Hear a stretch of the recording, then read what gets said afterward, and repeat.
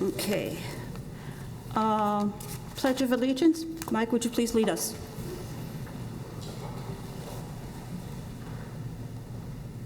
I pledge allegiance to the flag of the United States of America and to the republic for which it stands, one nation, under God, indivisible, with liberty and justice for all. Thank you. Roll call, please. Ernie Prieto. Joe Fars. Here. Joe Yag. Here. Gigi Gleason. Here. Carolyn Kramer. Here. Liz Ray. Here. Mike Hobart. Here. Steve Ford. Here. James Gardner. Here. Thank you. Now I'd like to have an approval of the minutes from the June 15 meeting. Have we all had a chance to read them? Any corrections? We have a motion to accept. I'll make a motion to accept. Second? Second. All in favor, please say aye. Who can vote? Aye. Okay. Now I'd like to introduce two of our newest members to the board. Ernie, he's from the Chamber of Commerce. Would you please give us a little bit about yourself? Good evening. My name is Ernie Prieto. There we go. Sorry, guys.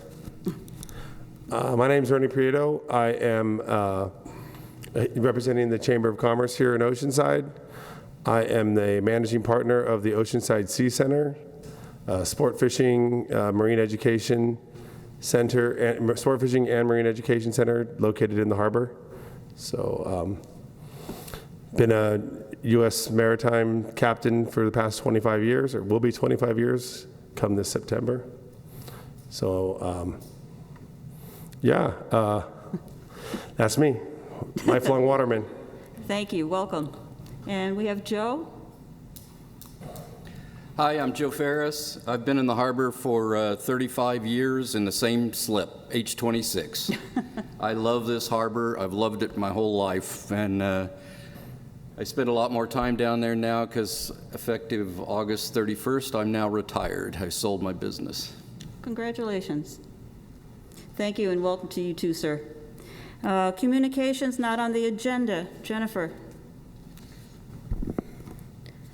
We have 3 items. I would like to have this read at the public time regarding agenda item Public Safety Harbor. Councilwoman Sanchez, members of the HBAC. I have been a slip runner for over 40 years. I spent 5 years on the Harbor and Beaches Advisory Committee and have always been willing to work with staff. In the 40 years I've been here, we have never had poor service by our harbor police in all the times I have been in the harbor. The lack of care and willingness to find a solution for problems brought to the city administration and police management staff is appalling. It has taken many boaters and stakeholders many hours writing letters and trying to work with the city staff just to get this item on the agenda.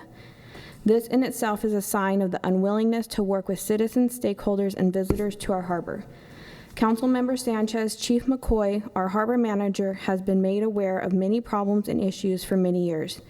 These problems started when the Oceanside Police Department took over our Oceanside Harbor Patrol.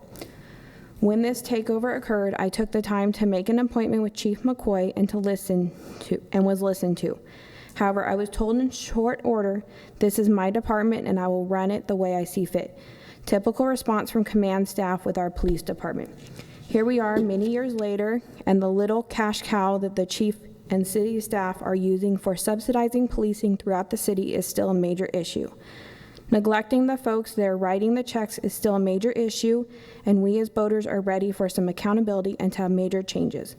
The proposed plan to provide a new direction for boaters and citizens using our harbor and beaches has been too long coming. Councilwoman Sanchez, please note that many of these boaters are voters and taxpayers and would like to see our representative to council move forward with the plan as presented. With the video meetings, you cannot see our faces, but I and many boaters would be in the seats that are open supporting major change in our harbor. In the time we are living and being fiscally responsible is not only necessary, but the right thing to do. With this proposal, we would start off saving hundreds of thousands of dollars in savings. Thank you for your time. Les George.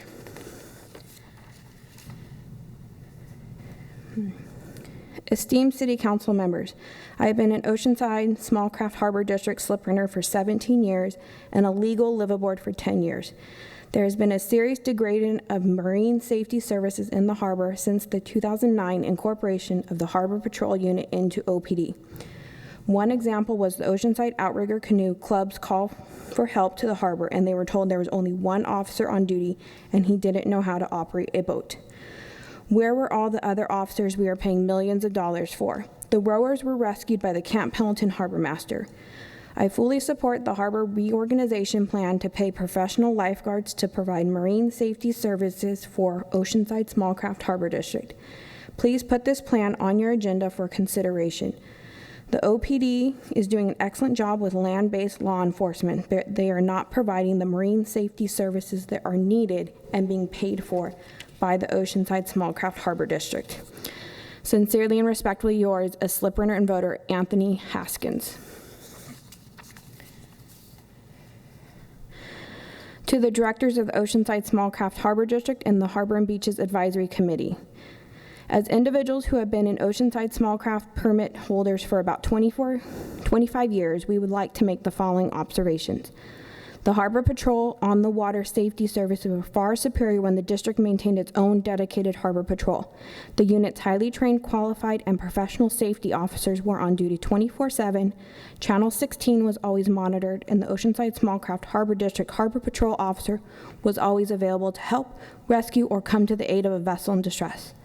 When not on the water, the officers walked docks, getting to know their client base. They were often seen walking through the village, walking around the harbor, as well as patrolling on the water. If a boater was having mechanical problems on the water, they were only too happy to tow you back into the harbor and call it a training exercise. They truly focused on serving their client base of harbor boaters, stakeholders, and tourists. Now they are largely invisible. More than once, there have been documented incidences of no OPD Harbor Patrol officers on duty during weekends with large numbers of the public in the harbor and offshore. Boaters have observed that the Harbor Patrol officers are frequently nowhere to be seen within the Harbor District's 1 square mile. We realize that is because they are patrolling the downtown and beachfront areas of Oceanside. For example, in the 2018 calendar year, the 9 officers in the Harbor Patrol Unit wrote 1,064 citations, warnings, tickets, and arrest reports outside the Small Craft Harbor District. To have the record reflect this information validates that the large percentage of their time is spent on the patrol outside the district. The California Special Enterprise District is required to be self-supporting. Slip runners contribute a large part of the income necessary to keep the district solvent. As such, we pay 100% of the salaries for the 9 officers that comprise the Harbor Patrol, the boats and equipment, as well as necessary training. With this kind of support, harbor stakeholders certainly are correct to expect superior service, a constant and engaged presence 24/7. We also expect the officers have more than just a basic level of proficiency on the water. We expect them to be proficient navigators and watermen and women experienced in boat handling, EMT proficiency in the management of environmentally sensitive or toxic materials, boat towing, pumping out, marine rescue, salvage, marine firefighting, and much more. A highly qualified level of expertise cannot be provided or maintained when the OPD officers are rotated in and out of the Harbor Patrol every couple years. Along about 80 miles of coastline dedicated full-time, the LA County Sheriff's Department Marine Unit serves as the first responders from Point Dume near Ventura County line to Palos Verdes, including all of Santa Monica Bay and the Marina del Rey, the world's largest man-made small craft harbor with 6,500 moored vessels. They also work in concert with LA County Fire Department Harbor Lifeguard Division Baywatch, which provides harbor patrol services to marinas and boaters in the San Pedro Bay, Long Beach Downtown Marina, and Alamitos Bay. In Orange County, the Huntington Harbor to Newport and Dana Harbors, the OC Sheriff Department Marine Harbor Patrol Unit provides Baywatch type services. What all these units, both sheriffs and lifeguard divisions, have in common is officers who are dedicated, experienced, superbly trained marine safety service professionals, most of which spend their entire career serving only as Harbor Patrol officers. By the way, it's a relatively small group that serves this efficiently covers miles of coastline, open waters, thousands of recreational boaters. Proportionally, they accomplish this with fewer but better qualified, trained, and more experienced patrol officers in a much more cost-effective manner. Thank you, Paul and Pat Grabois. Thank you. That's the only, those are the communications we have for items not on the agenda. We're moving on to financial. Jill? And I understand that during your presentation of the financial report, you're also going to be discussing the lease amendment, correct? Yes, I added a Okay. slide, and we can discuss Okay, thank you. that as well. Look at that. Okay, so here we go. I should take this off. All right. So my name's Jill Moya. I'm the county manager here at Oceanside. I've been here for about 6 months. So excited to be here, happy to be here with you guys. We're gonna start off, actually before I look at that, I just want to say that we're still going through our process of closing the books for the year. So that's why I put preliminary there. These are preliminary numbers. There'll still be some accruals, true-up journal entries, things like that that we do at the end of the year to close out the year. And then financial statements are prepared in like October, November timeframe.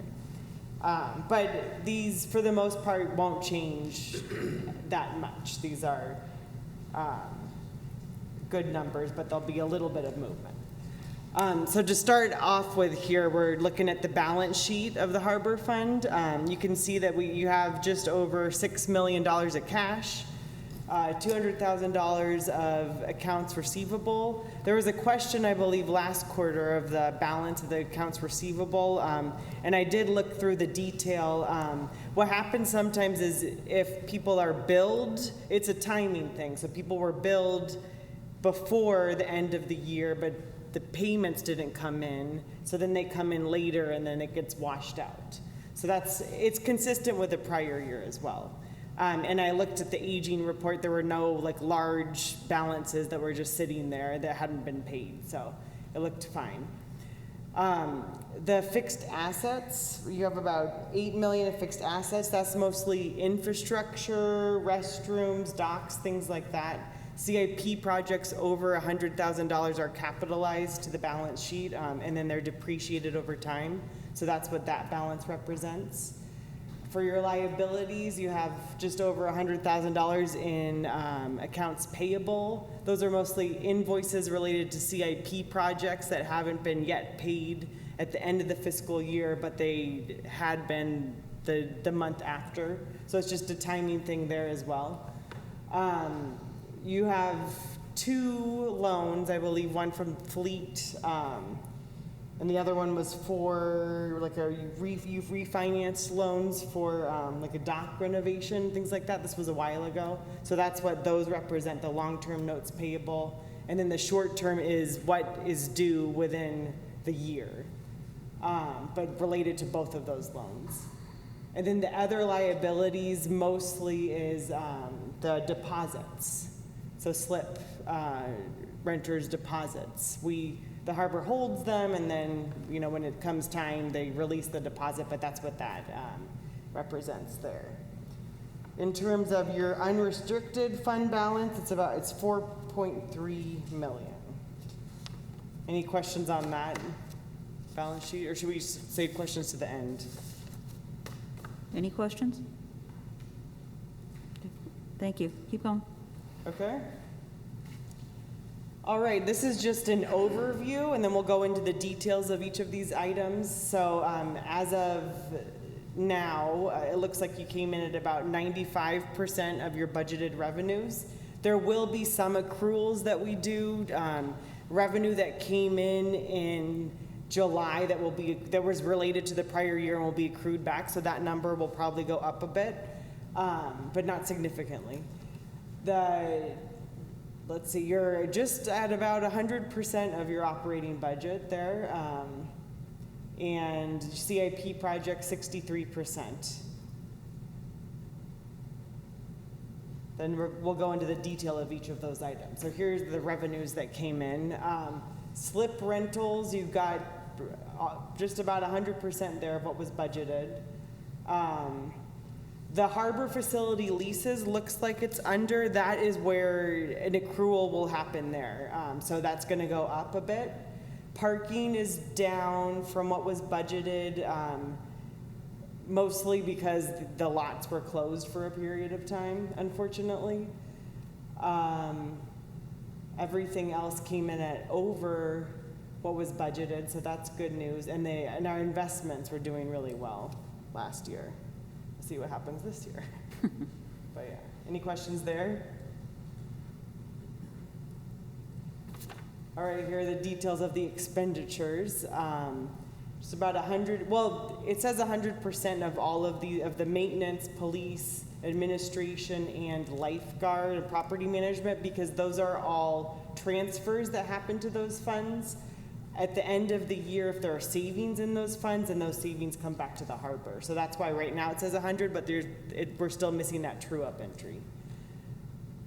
Tideland Lease we will discuss at the last slide, so you can see the numbers there, but I'll show you how that's calculated at the end here. And depreciation, that's the depreciation of the fixed assets that we were looking at in the first slide that was capitalized. Debt service, so payments to those loans, and then small miscellaneous amount. Here's the CIP plan. You have about 5 projects going on here. Let's see. You can see the actuals versus what was budgeted. I don't know if there's any questions on that. Where are the electrical upgrades on the pedestals? What was that? The electrical upgrades on the pedestals, what docks? Do you know? I don't know the answer to that. The status of that project? No, where? What docks are they? Are they D? Dock electrical I'm sorry. upgrades. So that first project there.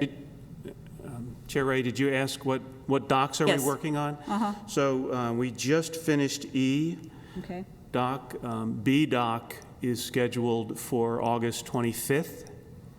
And then we have remaining C, D, G, and Z. And those are to be determined based on budget and time constraints. But over the next 2 years, we should complete that project. Thank you.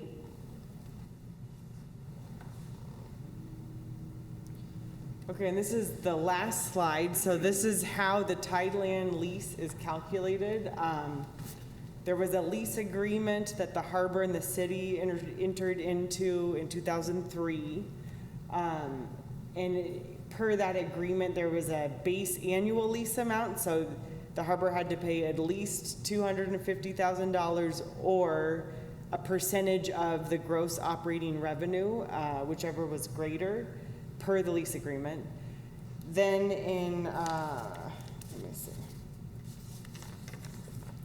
With the sale of Marina Towers, the harbor and the city came to an agreement and entered into Amendment 1 with this lease agreement, where the rent was reduced by an agreed upon amount.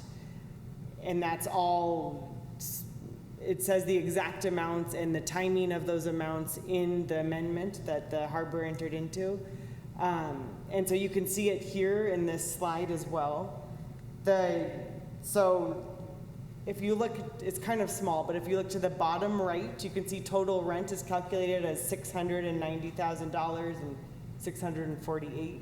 And that is here, the Tideland lease. So that's, you can see the actuals hitting there, the expenses, and that is how it's calculated. So I did say that these are preliminary numbers, and there'll be some revenue that's accrued and some movement. So there'll be a true up that happens here, but for the most part, it was not going to change a lot. So it's just under $700,000. And you can see there the rent deduction. That's what happened with Amendment 1 and what was agreed upon between the two parties. Any questions on that? Yeah. Can you go back to that previous slide and show us the percentage of the budget that is allocated towards the Harbor Police Department? Yes, the percentage of the budget. How much? We could calculate that. We'd have to divide the police budget by the total. Looks like, is it 2/3? A little bit less, but close. Less. Close, yeah. Total, okay. Are you doing it for me? 30%? Yeah. Thank you. Uh-huh.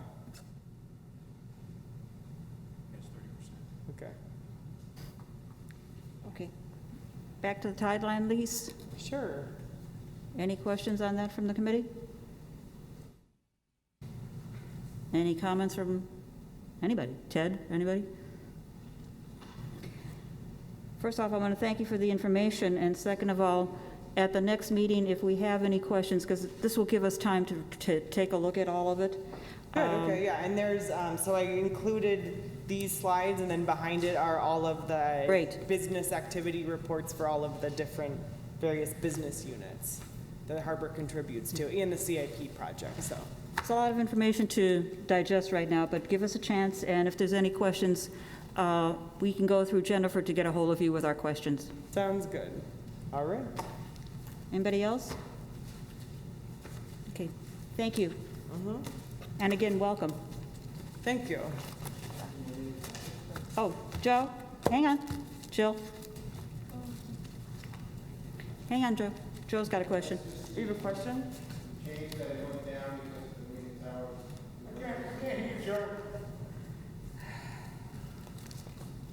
So item number 7 was just that the budget was adjusted down because the marina towers were no longer in the lease. Yes, that, the rent deduction, that the second column from the right there, was agreed upon with amendment number Okay. 1 because of And the that's sale it. of the property. Okay. Yeah. There's no changes. It does change per the agreement depending on the year. So you can see like the numbers have changed a little bit, but no, it hasn't changed since the agreement was originally entered into. Okay. Thank you. Anybody else? Okay, thank you again. Lieutenant Sullivan.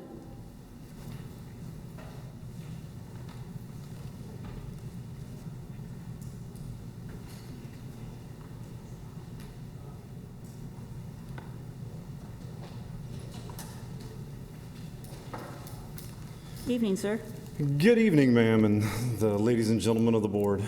And I hope everybody's doing well this evening. Good. For those of you that don't know me, our 2 new members here, my name is Dan Sullivan. I'm a police lieutenant, obviously, with the City of Oceanside. And my assignment is and has been for the last 18 months down in the harbor. The harbor, not only do we have the harbor, along with that assignment comes the beaches and that sort of environment, as well as special events that run along the beach, is what my primary duties and responsibilities are. Predominantly, over the course of the since our last meeting, our crime statistics in our downtown area and along the beaches, and specifically in the harbor, have all declined.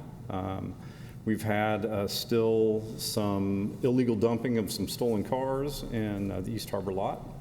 And we have had a few burglaries and thefts along the beach, but nothing that would indicate it's well organized or a series of any sort. It seems to be more opportunistic type crimes. And our focus has been along, especially in the harbor area, has been, we've seen an increase in some transient issues that we've been dealing with. As far as the waterborne related activities, we've had 11 separate rescues and a few others, and I'll highlight some of the key ones. The boat rental place inside the harbor has one particular boat that we've recovered twice from the shore and once from the harbor entrance. So that particular vessel is, in my opinion, seems to be, should be inspected, or the operations of the renters need to be, or I guess the operational level of the renters need to be a little more thorough. We've contacted, and I know Ted has also contacted the owner of that business, and we are taking some steps to hopefully address those issues. Of some of the particular rescues, one stands out. Small craft coming in through the harbor entrance, and with the shoaling and with some pretty bad surf. The boat was flipped over literally right in the harbor entrance. We didn't receive any calls. We didn't receive any radio communications, and there were absolutely no witnesses that notified us. How we discovered it is As a result of that high surf, I generally send my guys to sit out there and observe the vessels coming in, and they watched a sailboat come in, and they watched this small craft come in behind it. It was more of a fishing boat, hard canopied fishing boat though.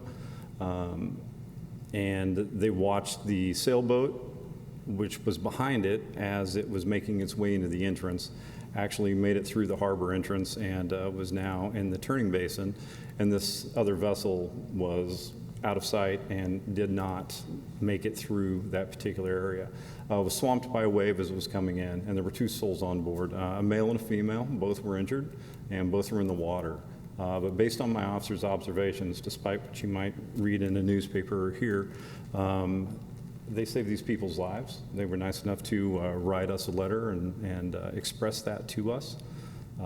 But that was not as a result of a call. That was proactive based on known layout of our harbor and the fact that it is subjected to various swells, especially when it's shoaling. And that's what saved those people's lives, in my opinion. There was we responded out about 20 miles to assist with the Coast Guard. There were some divers literally out at the 20-mile mark that were diving, and unfortunately one was hit by a prop of the vessel that they were diving off of. And that subject did not survive long after he was brought up topside. And the investigation as to the death side fell on our shoulders. That vessel was transported back to the harbor, and that's not the first time that we've done that this year.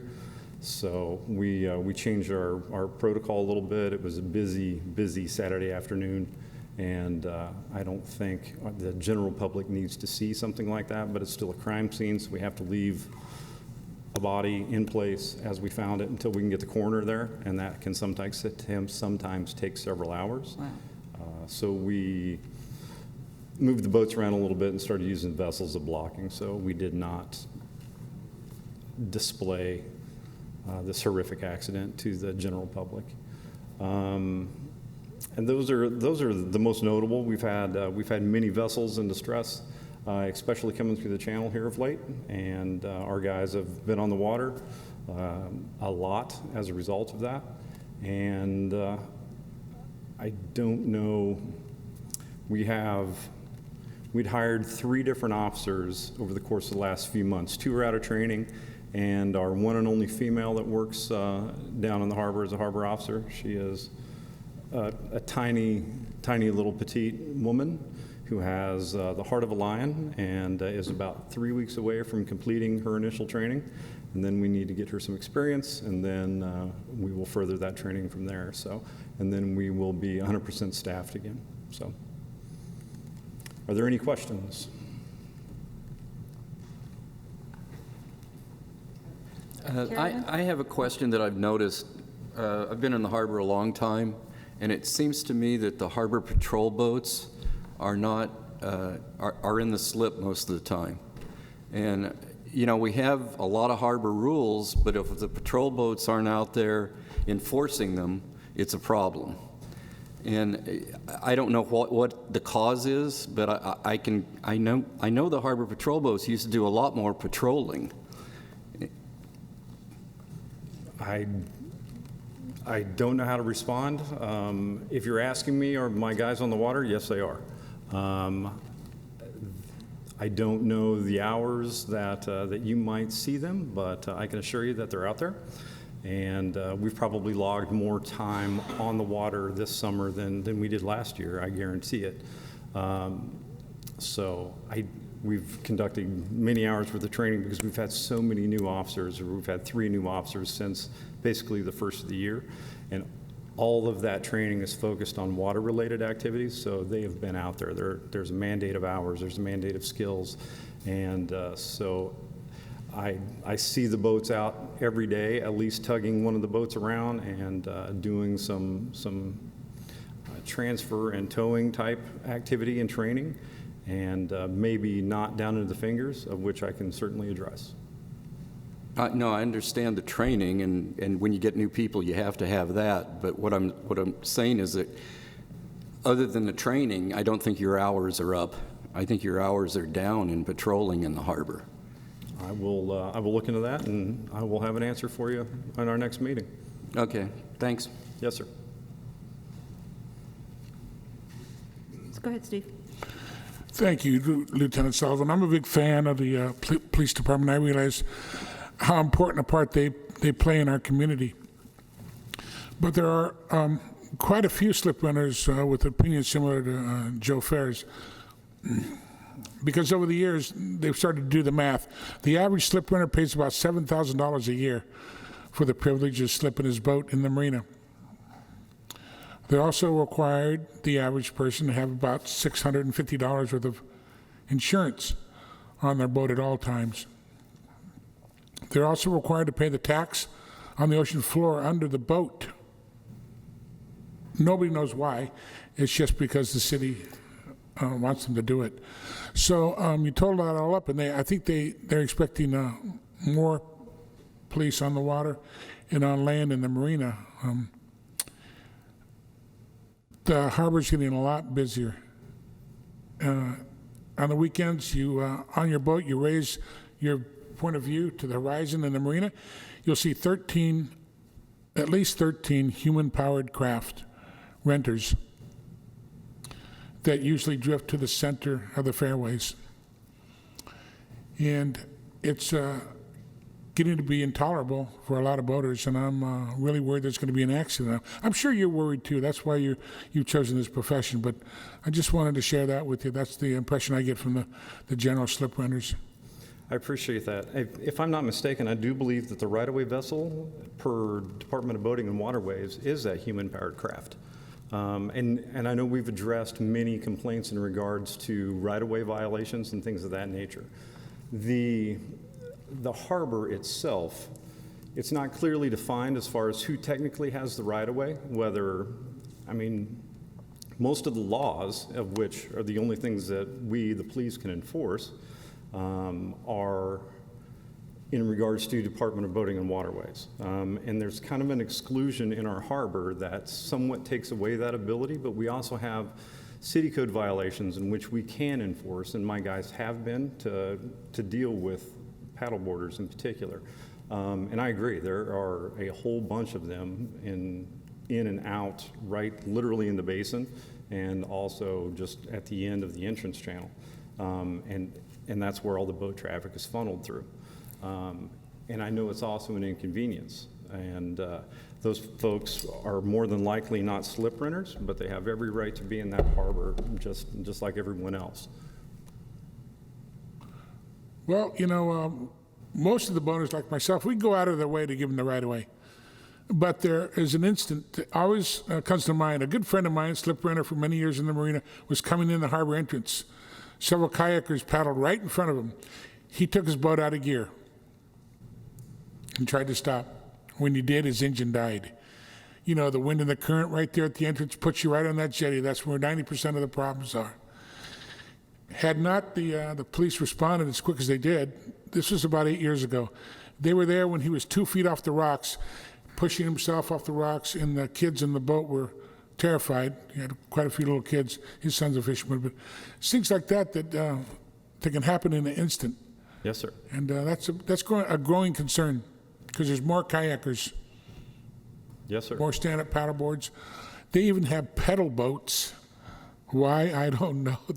People actually pedal around right in front of 40-foot boats. Those are some diehard boaters, sir. Well, yeah, I don't want to beat this to death. I apologize.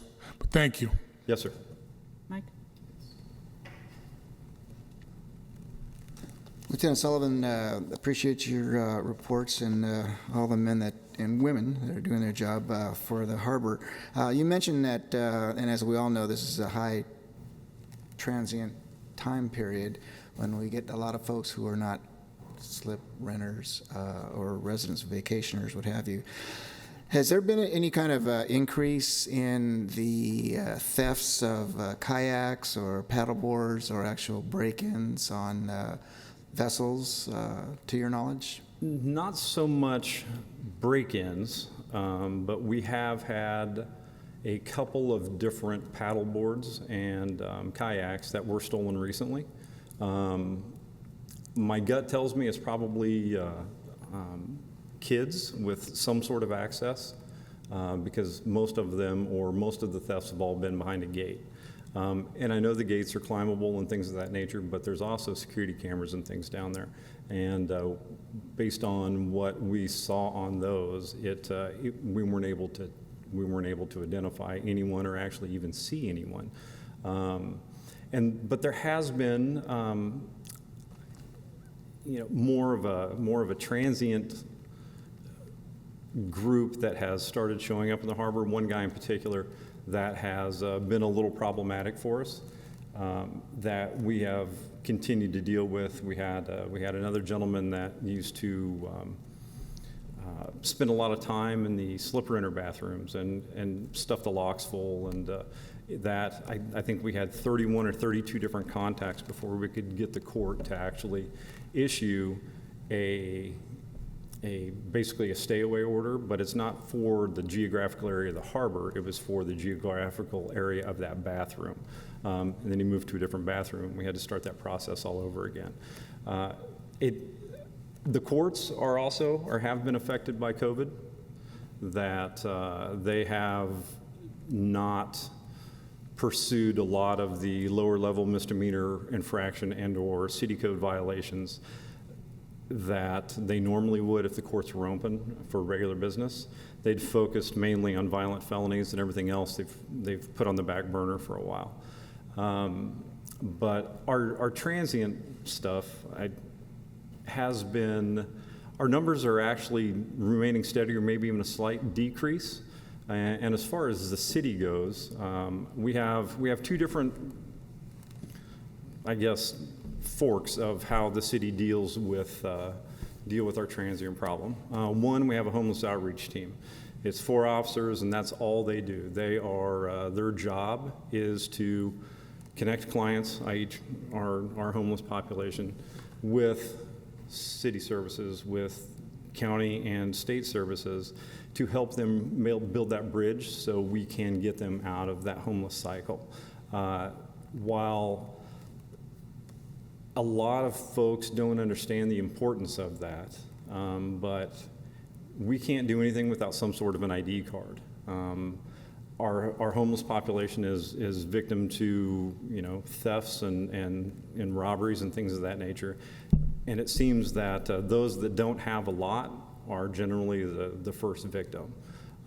So their IDs and things of that nature are stolen quite frequently. So that's one of those services that we arrange for and transport even to get those individuals to the DMV or to Social Security, so we can get them the initial steps, and then we work with housing to either find bridge housing that we can place them, or alcohol and drug rehab type facilities that we can take them to. And it does two things. One, it helps them, and secondly, it helps the city. And then we have a criminal element of our homeless population that want to live like outlaws in the old Wild West, where they don't believe in the social conformity. They don't want any help or services. And it's tough to deal with those folks, especially with a HOT team.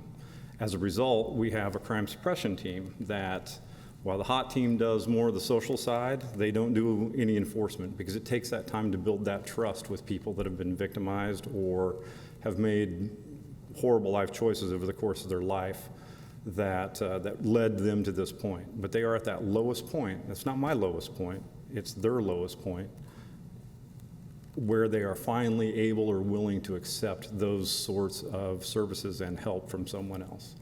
And that would be destroyed if the HOT team guys or officers that were there specifically to help them was also the enforcement arm. So we have 6 officers basically that are dedicated to the enforcement of our transient crimes. The state of California took away a lot of our tools in regards to various propositions over the course of the last year. So camping on the beach, camping in public places are all legal. My personal opinion, I will keep that to myself, but it is crippled what we can do to motivate people into that helping side. What it has done, though, it has shown, or it's given us a way that we have dealt with, repeatedly contacted, offered these services, and now the courts are actually starting to recognize that maybe this wasn't such a great law to begin with, and they have refused service so many times that they are now starting to hold them accountable. And that is the victory out of that enforcement side. And as a matter of fact, in one, I believe it was from Paul Gabois, in his letter, most of that information came from a public information request. And this goes back to the homeless side, so excuse me while I ramble a little bit, but I have 2 of my harbor officers that work a lot of overtime. And they work a lot of overtime doing enforcement details down in the riverbed, specifically around the harbor in the San Luis Rey River right there, all the way down to about the airport area. Those statistics that he's claiming that my guys are doing enforcement outside of the harbor, yeah, they are. But they're not being compensated by the harbor. They are doing this on overtime paid for by the PD. But those numbers, because they are assigned to the harbor unit, those statistical data falls under that category. So there's some flaws in some of the information. But the short side of that story is, with both of the prongs of how we do enforcement, either the helping side or the enforcement side, I think we don't have the problems that a lot of communities our size have. Because I think of our posture that we have with both sides of the coin. So I think we're doing a good job. We will continue to have homeless in and around. We deal with homeless issues in RVs and things of that nature almost daily. The East Harbor lot is a problem, and the road leading down to the East Harbor lot is also a problem, in which Ted and I have been conspiring to see if we can maybe change some statute that would prohibit large vehicles from parking on that curve coming down to that East Harbor lot. And it will probably take those people away from that area so they won't access the harbor by foot. So. Thank you. The reason I asked you initially about the kayaks and paddle boards missing is maybe a few years back, perhaps before, while you were on a different assignment before you came to us, we had a rash of thefts and to the point where people are actually having to secure their paddle boards or their kayaks on their boats or even on the dinghy racks out there because it is so prevalent. But I'm glad to hear that it has lessened to a degree. And I'm more pleased, to be honest with you, in speaking with some of your officers in the field, of the daily passes that they're making, because you know where the hot spots are under the bridge and along the riverbed and where the areas are. And to that degree, the officer that I was speaking with, he knows these individuals by name, and so they're well aware of. They've got their hand on the pulse, and I'm really impressed with the job that your men are doing in terms of maintaining that situation, the homeless situation that we have, and that's. Really critical right now because of this pandemic that we have going on as well. So thanks to you and your guys. I think they're doing a great job. Thank you. Lieutenant Sullivan, I have 3 questions if I could. We used to have volunteers that walked up and down the docks. I understand they were under the control of the police department. Yes, Are ma'am. we ever going to get them back? I don't know. I think Ted and I are in agreement that we would like them back. And the long and the short of it is, while these folks definitely want to come back, our volunteers, and most are seniors, are at that most susceptible age I guess, in regards to COVID. And it puts them at a significant risk or possibly even death. My officers deal with the potential of getting COVID daily, as do I. I mean, that is what we're here for, and we get paid to take chances. So we cannot mandate our senior volunteers to go out and do the same thing.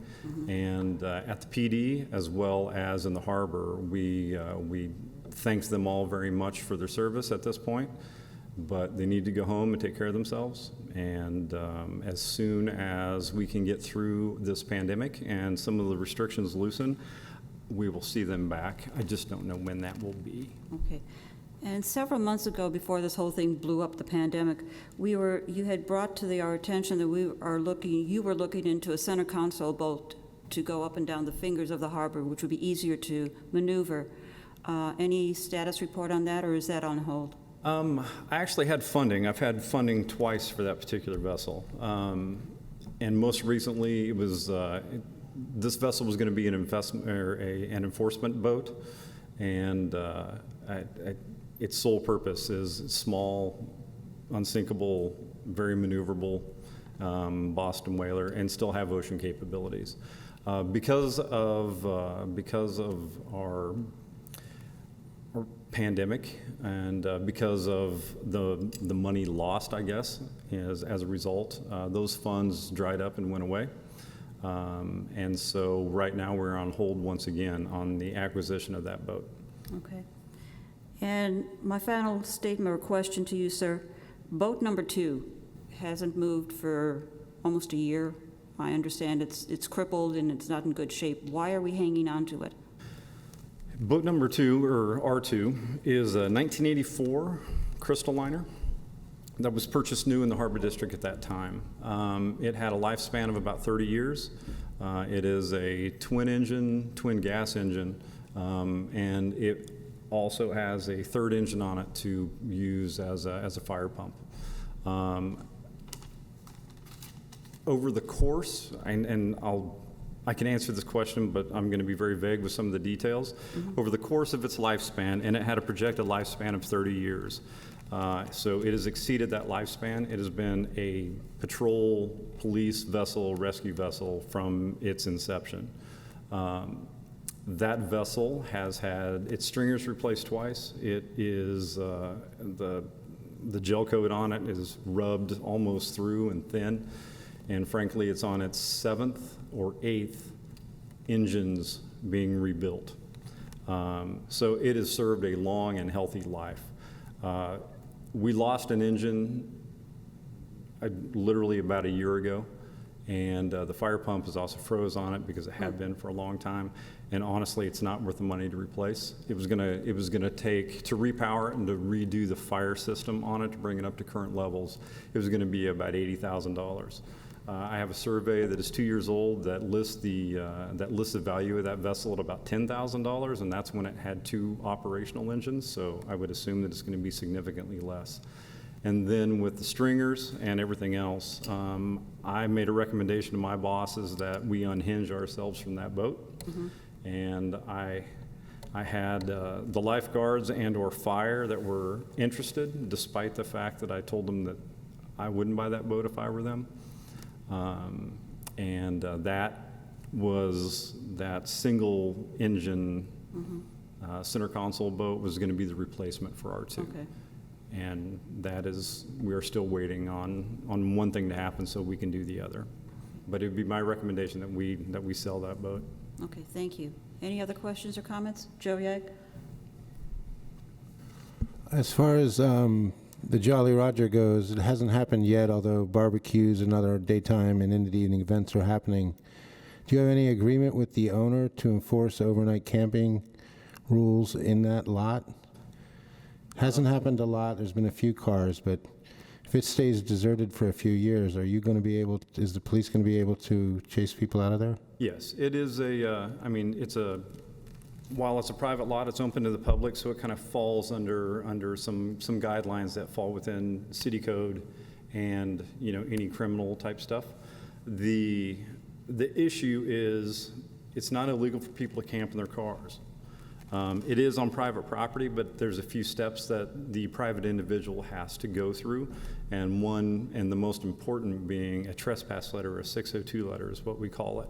It has to be on file and it has to be updated every 30 days. And those people have to be willing to prosecute those folks that are then trespassing. Where it becomes complicated is because it is a private lot, but it's open to the public, you can't pick and choose who you can allow to stay there. So yes, there are many ways that we can address and move people along. The vehicle code is about 5 inches thick. Penal code is probably 6 or 7 inches thick. So it's the big book of probable cause that. But you can have a presence in the lot. That's Yes, good. very much Okay, so. that'll work. Thanks. Carolyn? I had two questions, please. Yeah.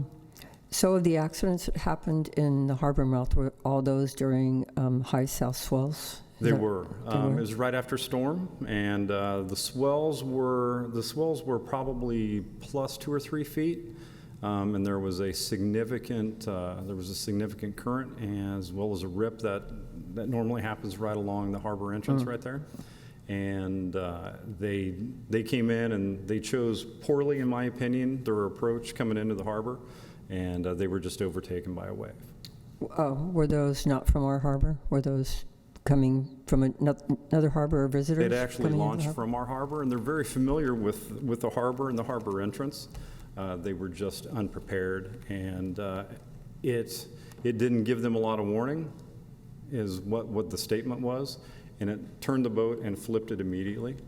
And the pilot of that vessel had a significant head injury as a result of the top of that boat. One, it was torn free, and secondly, it hit him, and his wife was in the water.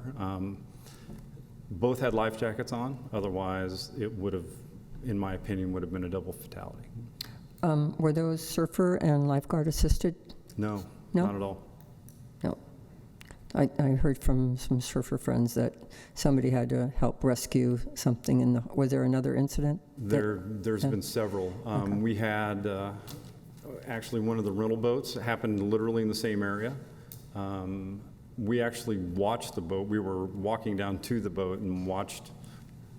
They were going out to contact that vessel because it was literally in the harbor entrance doing circles, as tight as you can turn the wheel, full throttle and turning circles.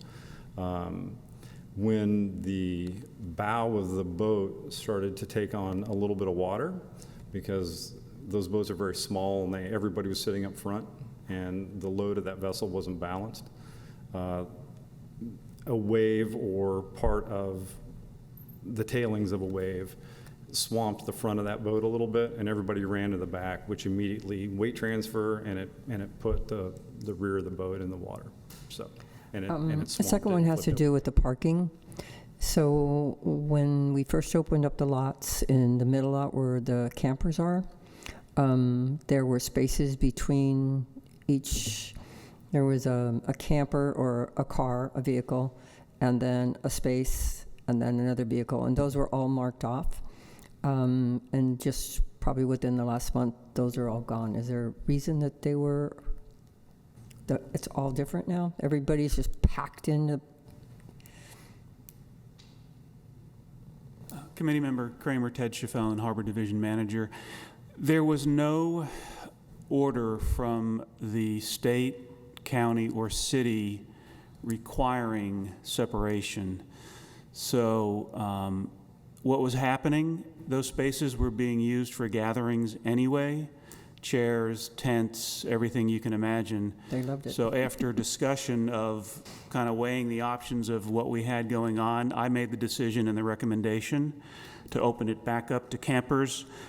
Since generally those campers have walls of protection and they open to one side where you're not necessarily bumping into a group of people that are using a space as a campground. Okay, yeah, I was wondering if it was just unenforceable, or, I mean, a lot of the motorhomes just loved it because they opened up their canopies and, yeah. And that's another good point. Parking enforcement had their hands nightmare. full trying to keep those spaces clear. Okay, thank you. Any other questions? Thank you, sir. All right, thank you very much. Ted?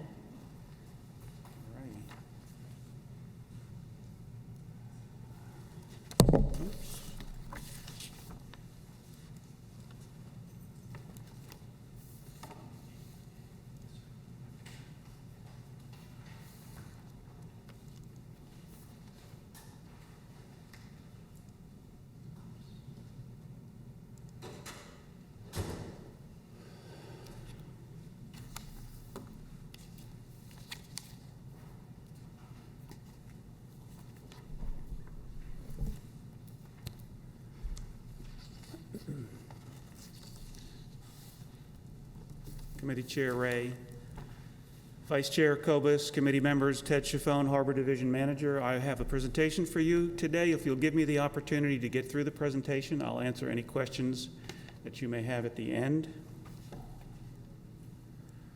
The first slide I have on the screen there are the current soundings for the harbor entrance. You've hopefully been seeing these regularly either in our kiosks or on the Facebook page. But as you know from the last presentation by Lieutenant Sullivan, the harbor inlet has been shoaling in. We have been watching it for quite some time, and it is a concern of ours as it continues to get shallower and shallower. One of the issues regarding that, as you may be aware, is that the regular harbor dredge, which I'll talk about in a moment, was not able to complete as normally due to issues such as bad weather, mechanical failure, and COVID. And so the crew had to leave early, and they were not able to complete the dredge as planned. That's just showing you the diagrams that we use to show you where those markings are in the harbor. We're basically looking at the inlet right there with the green markers and the yellow markers. And that's the area that we regularly measure to see what's happening with the depths. So you know and understand, if you haven't already heard, the Army Corps has confirmed that they will do an emergency dredge. At this point in time, they are planned to begin mobilizing on September 8th. As we know from past experience, anything can happen with that.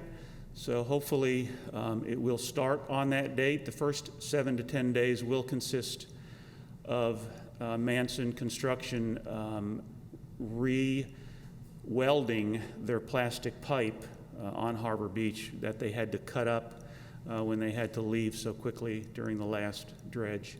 So the actual dredge should begin approximately 7 to 10 days after that mobilization date. We expect the dredge to last about 4 weeks.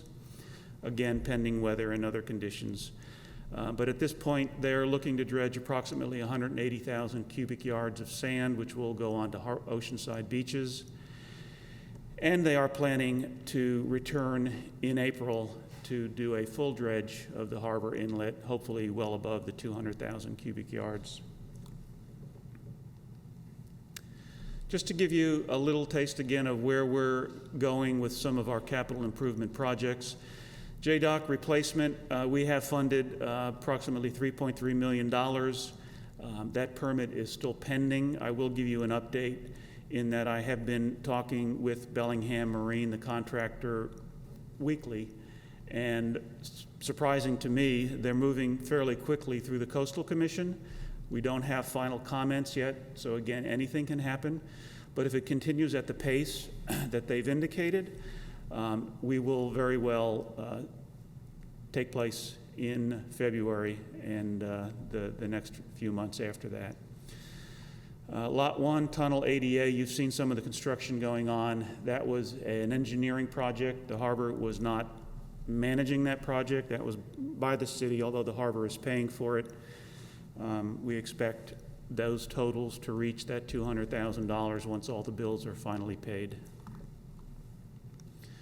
Some other maintenance items. In the past, we had included our restroom remodels as capital improvement projects, and being that we do the majority of the work, and that if we use the engineering department we have the potential of having to pay them a fee to manage those projects. We've been successful in managing them ourselves. So going forward, all of our remodel projects are now under our maintenance budget, and we handle them separately. So you'll see them a little bit separately. So when I show a budget number, for instance, for SB 9 and SB 7, those are our estimates internally. I think in the past when we showed you some of the restroom remodels, we were in the $250,000 to $300,000 range, again, because there was a lot of newness to those projects, and we didn't know what we were going to get into. We've got a pretty good handle on it now, and we've been able to keep those costs fairly low. Storage floats are completed, and the playground is still under construction. We will have a complete replacement of the sponge surface that goes under the playground. That's also going to take place during this project, which will take place this current year. Just to give you an idea, EDOC was completed. All of the pedestals have been completed on EDOC. We will be moving forward, as I mentioned, with BDOC August 25th. And then C, D, G, and Z are the remaining docks, and those will be completed within the next couple of years. Those are all done by harbor staff. The electrician and all of our maintenance crew install those through our maintenance department. That is SB 9. That is the restroom that will be remodeled in the fall. We are hoping to begin that model the week after Labor Day weekend. SB 7 we will move into. Typically, we'll start that project the first weekend or the first week, of January. And hopefully, without a pandemic, we'll be able to finish these projects before summer.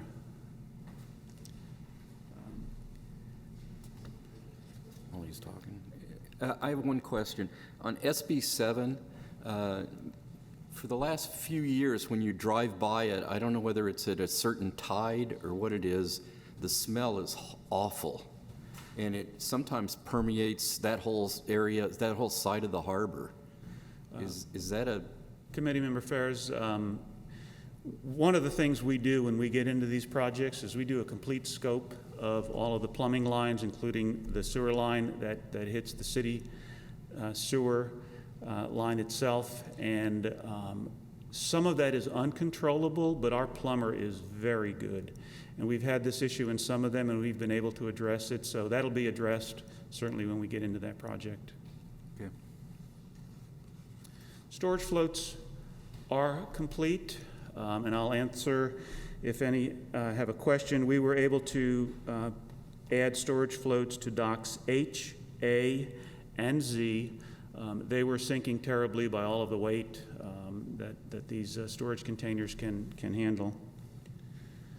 That's the playground, which has been closed to the general public during the COVID pandemic.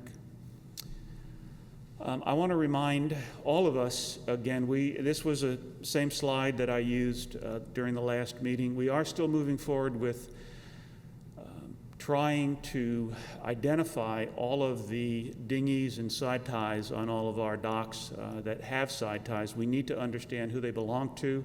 We need to have them identified to a specific permit. And we will be going through this soon. I keep bringing this up because I want to make certain that our general slip renters and committee members like yourself know and understand that we'll have to go through the entire harbor.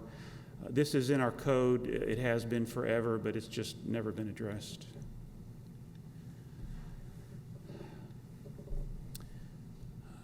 Thanks to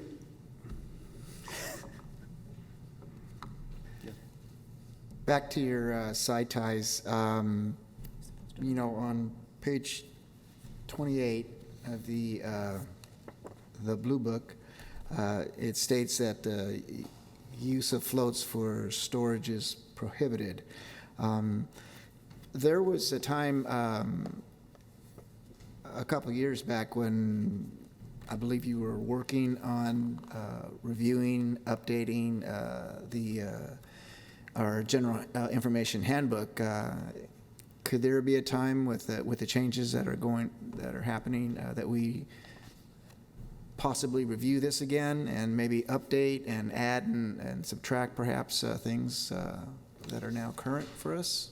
Vice Chair Kobus, I appreciate the comments. It's certainly something that we would like to get to at some point. There's a lot of items that need to be clarified in the book. There are some items that are outdated at this point. We've had some code changes where we need to update the Blue Book, and certainly we'll see that that gets on our schedule at some point in time, but yes. Final thought on the side ties. Your staff has yet to begin to actually mark out spacing on the designated docks where you're going to have them, and you so state that this will come as a first come, first served basis, and that's going to begin when, sir? Is that? So we will make notification, formal notification to everyone in the harbor when the process starts. We certainly would like to hear from slip renters who currently have dinghies at side ties so we can identify them in advance. Certainly they will get preference for their docks. We currently have more space than we have dinghies. But there's a lot of work that still needs to be done with this, and I do hope, I've met with staff and we've covered this issue ourselves.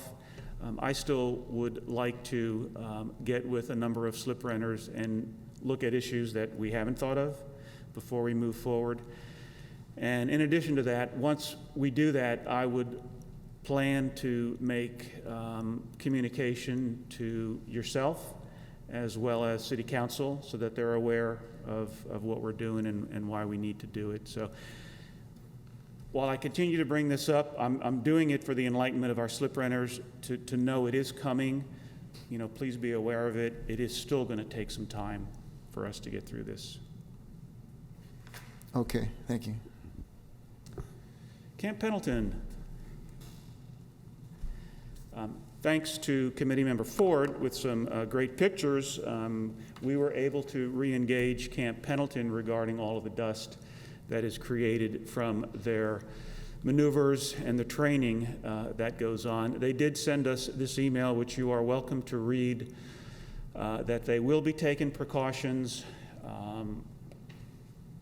and I don't know if you've seen anything better. I did happen to see, I think it might have been last week or the week before, they seemed to be operating again, and I did see a dust cloud.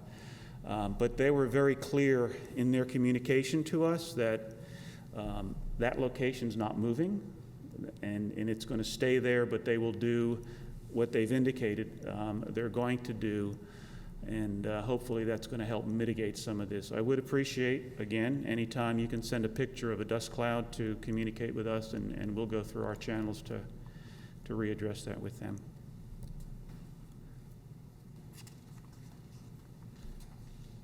Did they indicate that they control the V-22s that are doing touch and go over there? That's the biggest dust cloud I've seen in the last year is when the V-22s, the Osprey, come in and do touch and goes, and they do it all day. And it's just awful. I'm on H-Dock, and I couldn't even see the Marina Hotel there. Committee Member Ferris, please get us photos when you see any activity going on that's creating a dust cloud. Yeah, I mean, I understand we want them to train, we want a good military, but it seems like they could just have a water truck and water it down before they're going to do this. And that is their protocol now, and that has been their protocol. Well, it wasn't Thursday. Yeah, okay, so please, again, if you see it happening, please let us know, and pictures are the best thing you can do for us. All right, we're going to talk about this a little bit later, but increased harbor activity. You heard from Lieutenant Sullivan regarding some of the issues that are going on in the harbor, and please don't take from these pictures any pointing to any specific violations or issues. We have a lot of congestion going on in the harbor. I have personally talked with Boat Rentals of America. Clint Gregory is here, and when we get to this specific topic on the agenda, he's here to answer any questions you may have. But I've addressed issues with their group, and they've been very helpful in working with the harbor on trying to mitigate this. I met with the yacht club, and we discussed some issues regarding the sailing program, and they were very accommodating, understanding that all of us want to use the water. Everyone wants to use the water, but we have to be safe in doing it. So there's going to have to be, and again, at the next item, specific item, I would hope to get some direction from this committee as to how you want me to approach this, but we can talk about that a little bit later. One of the issues that I've been seeing over and over and over again are human-powered craft without life vests, and that's a big concern for me in the harbor.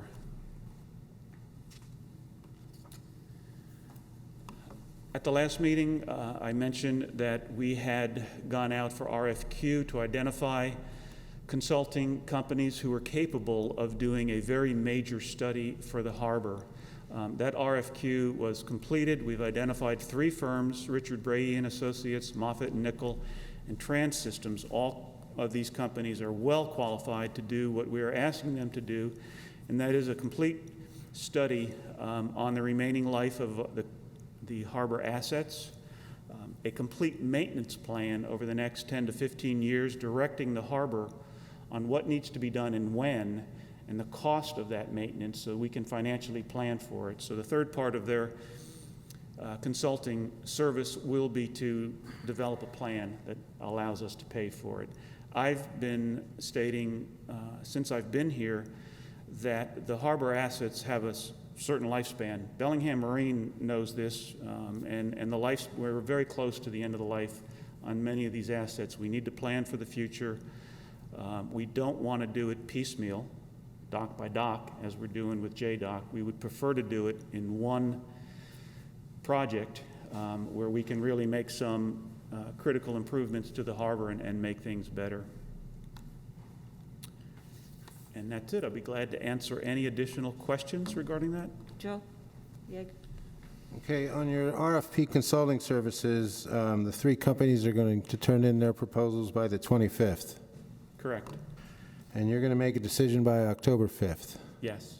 We don't meet from now till then. So let me point out that we have a long process with this, first of all. We have the proposals that are going to come in. Vice Chair Kobus has volunteered to be a part of that process, as well as someone from outside of the city, another harbor person. So we're going to go through a complete evaluation of those documents. We are then going to interview them personally, and we will be back to this committee with information before. So an actual decision won't be made before December 5th on which company? We will make certain that we get this to the Harbor and Beaches Advisory Committee before we make a final decision. Okay, well, I have a couple questions about that. In the Blue Book, it states during an inspection, whether you're yearly or every 3 years, your boat must go to its own power to the Harbor Police Dock, be inspected. Some of the bigger boats can do a drive-by. Are you now requiring boats to go around the Moner with a harbor personnel on board? So there's a difference between a vessel that needs to prove its seaworthiness than a vessel motoring to the dock for an annual or triannual inspection. So those issues come up when a vessel's been identified as potentially unseaworthy, which we can't have in the harbor. We need to know that every vessel is capable of leaving the harbor through the inlet under its own power if that was necessary for whatever reason. Maybe that half the dock burned down, maybe we have whatever it might be. So typically, if there's a question, for instance, the volunteers might make some recommendations. Now that we have Ed Forbes as one of the former volunteers, as an actual harbor employee, very well versed in vessel operation and condition, and so we do ask him, to take a look. I myself have seen vessels in the harbor that appear to be listing for no reason at all in their slip for months. I'll ask them to do a sea trial. Let's make certain your vessel is capable of motoring on its own. These, this is a harbor for boats, right? I mean, we expect the boats to be able to maneuver and get in and out of the harbor, So it attracts attention, you contact the owners, conditions aren't met, then you can require that. Right. Is that in the Blue Book, or will it be in the Blue Book? It's already in code. It's in code, okay. It's in our code. Okay. Yes. That's it for right now. Thank you. Ted, how did the inspection go with the Coast Guard? Did they make any recommendations? Chair Ray, so they completed their operation, I think, last week. I have not received a final report from them, but typically they'll get back to me. Last year, they identified 3 vessels that they were concerned about, and all 3 of those vessels were required to do a open water sea trial, as we call it, to determine if it is seaworthy, but we haven't heard back from them yet. Okay, thank you. Mike? To follow up with Mr. Yagg's question, I was down hosing down my kayak that's on a rack over on the FG dock, and I noticed a vessel there that had only 3 lines on it and was appeared to be abandoned, quite frankly.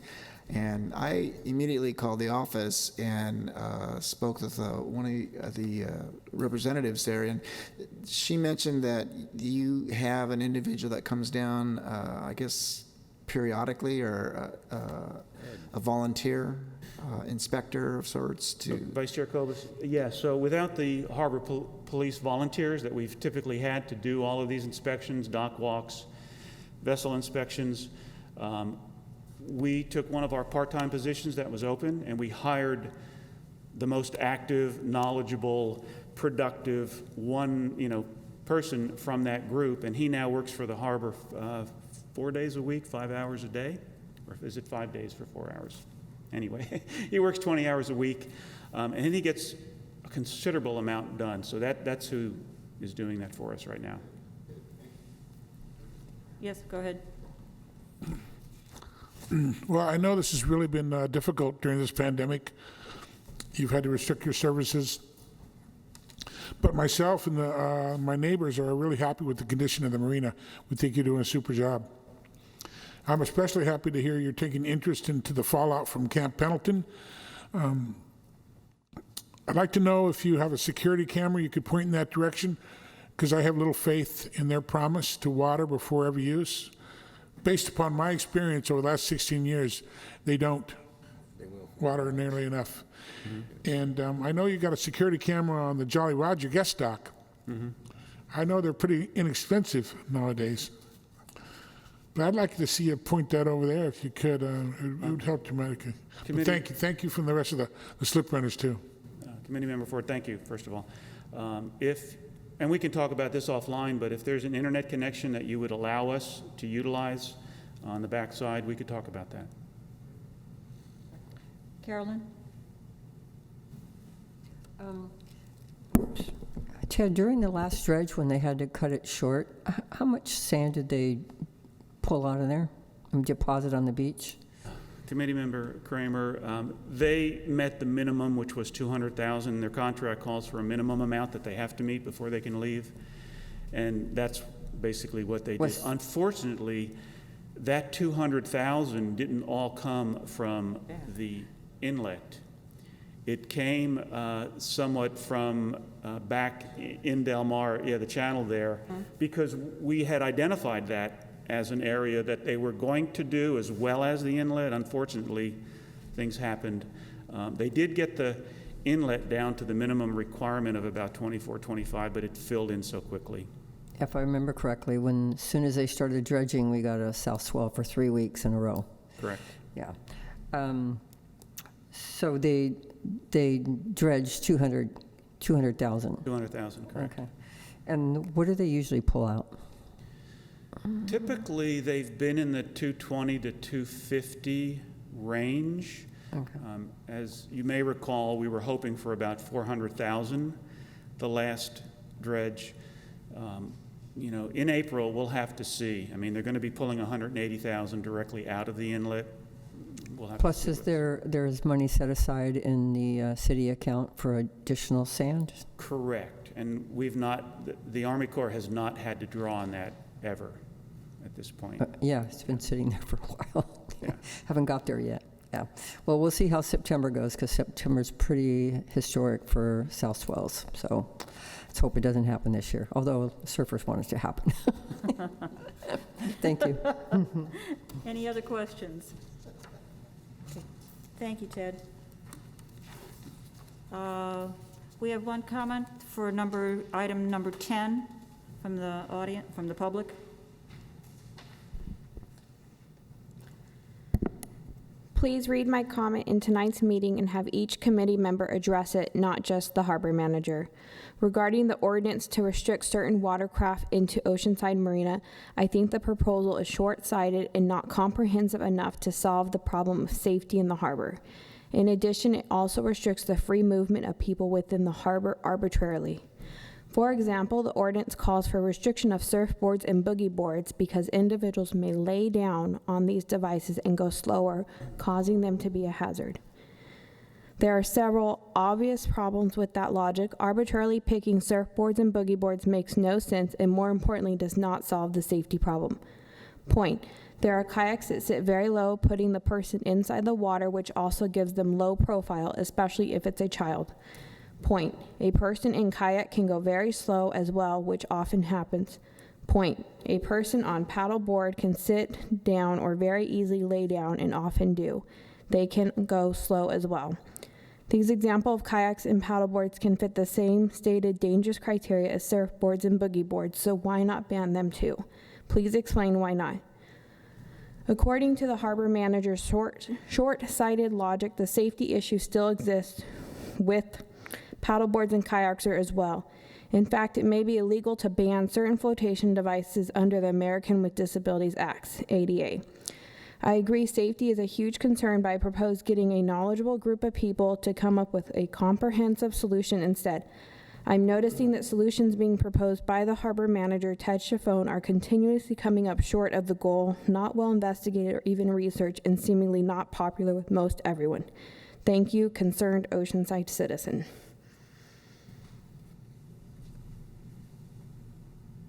Any comments from anyone? Okay. Steve? We're talking about the change in the ordinance for human-powered craft, right? Yeah, if you take a look at item number 10. Yeah, I'm really surprised and suspect why kayaks aren't mentioned in that at all. You know, it's a very dangerous craft. When you talk about a low profile, you talk about 100 renters on the water, inexperienced renters that don't follow the rules. Last weekend, I saw 2 inflatable Hobie kayaks. They were 3-hulled, a trimaran inflatable kayak by Hobie. They make them incredible, but they do. I saw 2 of them side by side going up and down the fingers, getting their exercise. And we know, the slip runners all know, and you know that it's against the rules to do that, let alone 2 abreast. And you also see 4 or 5 kayakers abreast on any given day. And I brought this up many times, so has the board, but nothing ever happens. It's really a surprise to me. Committee Member Ford, and I appreciate your comments. If you'll allow me to just go through this, and then I can give you some background and we can discuss more. Plus, please don't forget that after this presentation, we have an actual agenda item on congestion in the harbor. We can get into those details. So just if I can give you a little history before we talk about this. Surfboards and boogie boards have always been restricted in Oceanside Harbor from day one. And I'll show you the code that was in the harbor code book for decades and decades. When paddleboarding and kayaking became so popular and a decision was made, I think in 2016, by the former harbor manager to change the code to allow paddleboards and kayaks, inadvertently the term surfboard and boogie board was left out of the restriction, and there's real reasons to have those restrictions in the harbor. We're not trying to stop surfboards or boogie boards from doing what they need to do in the surf line, but certainly in a harbor navigation channel is a major issue. So staff is recommending that Harbor and Beaches Advisory Committee vote to introduce an ordinance to the City Council and the Harbor Board of Directors amending Chapter 29A by modification of Section 29A-16, restricting the use of surfboards, boogie boards, or similar craft with or without a foil and or motor in the harbor or inlet.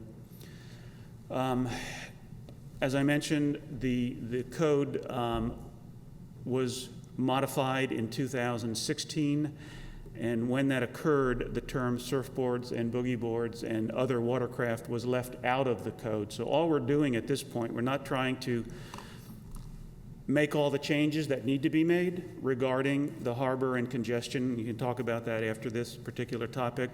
We are trying to get back to putting those specifically back in the code before we have an accident regarding surfboards and boogie boards in the harbor. One of the things that we have seen with surfboards and boogie boards in the harbor with the pandemic and the parking and the use of the harbor, many of the surfers, as ingenious as they are, have found a way to launch at the broiler and swim across the harbor channel to get to the ocean. Who would have thought? But that is dangerous, as we talked about. That's a navigation channel. Vessels are not looking for someone laying down in the water, moving slowly like that. So again, that's the reason almost every harbor in California, you'll find surfboards and boogie boards or any type of swimming is restricted in the navigation areas. And that's all we're looking to do here, is to put that back in the code as it was. That is the original code, and you can read for yourself. I can't read it from here, but it does say that surfboards and boogie boards were restricted in the harbor.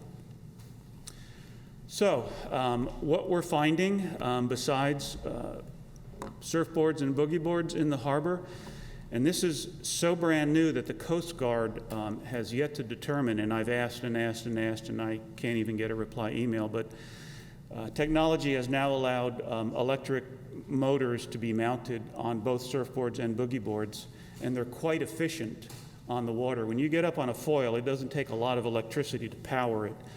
They travel up to 25 miles an hour, and if you're here in the early morning, as I am, sometimes you'll see a crew of them leaving the harbor on their foil, heading out.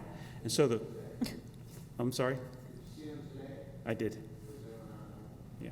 And so, again, it's a dangerous situation. There's certainly plenty of room in the ocean, in the surf line, if they're going to be allowed in the surf line, I don't even know, to allow these craft. But in the harbor, it's just not going to be appropriate or safe. So the proposed amendment will restrict the use of surfboards, boogie boards, or similar watercraft with or without foils and or motors inside Oceanside Harbor and Inlet. Again, just taking our code back to the way it was just 4 years ago. So staff is recommending that the Harbor and Beaches Advisory Committee vote to introduce an ordinance to City Council and the Harbor Board of Directors amending Chapter 29A.1 by modification of Section 29A.16, restricting the use of surfboards, boogie boards, or similar craft with or without a foil and or motor in the harbor or inlet. And that concludes my presentation. I'll be glad to answer any questions regarding that subject. If you do have other topics regarding congestion, if we could just hold that for the next agenda item. James? I agree 100%. I think we should make a motion to pass an ordinance on to the City Council to ban these. We have a second? I'll second that. Any other comments? Questions? May we have a vote on this? All in favor, please say aye. Aye. Any against? Any abstaining? Passes. Thank you, Ted. Okay, the next, oh, go ahead. One question remains for you, Ted. These individuals who have been in our harbor, as Joe was saying, I mean, I saw them this morning myself, and they were moving really quick. I was amazed, quite frankly. Have we had anyone from our, and I wish our lieutenant was still here, approach them, advise them about their use of our waterway? Has that happened as of yet? Vice Chair Kobus, there's several issues. I have addressed these issues with Harbor Police many times, as the issue of the surfboards. let's say swimming from the broiler across to the harbor, because it's not in our code, they will not address it, because harbor police are only going to enforce something that they can enforce. And at this point, it's not enforceable, so what's the point? Regarding the foils, unless they're traveling above 5 miles an hour, which they probably were, there's no enforcement either. We don't even know really what they are. Are they going to be considered a vessel because they have power now? We don't know. So we're going to wait on the Coast Guard. Be it as it may, we still need to just restrict, surfboards, boogie boards, and swimming in the harbor as we have for the last 60 years. Taking a step here. Yes. Yeah. Any other questions or comments? Okay. On to number 11. This is one that I had mentioned to Ted and brought up. We have a lot more people who aren't taking their boats out at this time, and we have a lot of kayaks, stand-up paddleboarders in for the first time they're trying it, which is great. Everybody's got to try it. But the problem that I'm seeing is there's lack of instruction given to these people. We have people going 5 or 6 across. I'm on Wydock, and you can just see it's like a cloud. You can tell when they rent them for an hour or 2 hours. They all come out at the same time, and you can see them when they all go back at the same time. I guess my question about this is not only with the kayaks, it's with the little sailboats the motorized boats that go out there and the electric boats that go out there. The electric boats have 15 people on there sometimes, and unfortunately, they pass around a bottle of tequila like they did last Sunday, and they all get pretty snookered by the way they come back. And it scares me because they have younger people on there. I guess my question on this whole thing is, when items like this are rented out, what kind of instructions are given to them? If they see any alcohol or anything like that, do you stop them? Or how can we stop that? Because boating and alcohol does not mix. And that's my concern. Committee Chair Ray, if you would allow Clint Gregory to discuss their protocol. I asked him to be here just to be able to answer what they're doing, and you're certainly welcome to ask whatever questions you might have. Thank you for coming, sir. Thank you for having me. Good evening. You had a few topics in there. My name's Clint. I'm the owner of Boat Rentals of America. Ralph Rodheim is my uncle. He was the original owner. I was there when the building went up all those years ago, sitting on the dock on a table helping rent those boats out. So I've been around since that location started. In regards to some of your questions, and if I forget, just ask me again, the alcohol, when alcohol is allowed on the boats, the driver can never drink. So all the normal rules that apply to boating with alcohol would apply in our case as well. Certainly if it looks like somebody shows up and we can already tell under the influence or intoxicated to some degree, we would use our best judgment and not allow them to go on the boat. If they're out there and we get word or hear, and we often do, Arthur, the location manager who's here with me right now, and Kristen Bria, my operations manager, is also here. Many of the slip renters actually have Arthur's personal cell phone number, and they'll text him or call him and say, hey, you've got a boat out here and they're doing circles or they're inappropriate or they're getting too close to my boat, and we'll go out there and attempt to either warn those people, pull them back in, tell them they can't rent with us anymore. I did bring with us, and we've got enough for everybody if you guys want a copy. It is our rules and our restrictions.